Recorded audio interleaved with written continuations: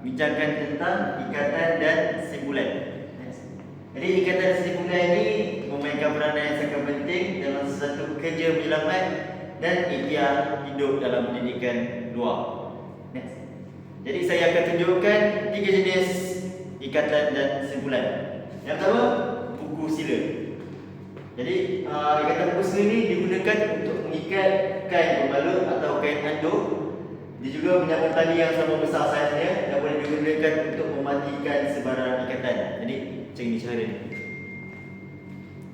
First, nak ikat tangan kanan ni atas kiri, sehingga jadi sini.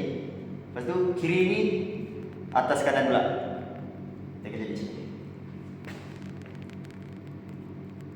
Jadi ini adalah ikatan buku sila.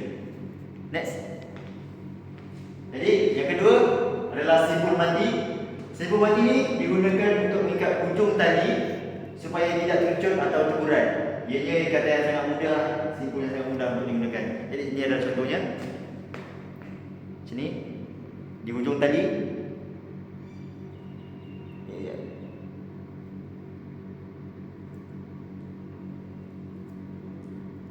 Betul kita tadi. Dia akan mati di ujung ni. Tada. Next, kita ada simpul manuk, iaitu ikatan simpul manuk biasanya digunakan sebagai permulaan ikatan ketika mula mengikat pada kayu atau sebagainya. Jadi kita ambil sebagai contoh kayu jambu.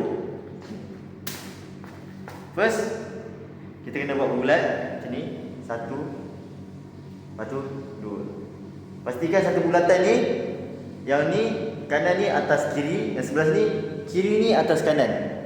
Jadi kita satukan. Jadi sini. Bulat kita letak pada kayu. Lepas tu kita tarik. Jadi dia akan bentuk sini. Nak tengok dia function tak? 1, 2, 3. Jadi itu saja perbicaraan saya ikatan dan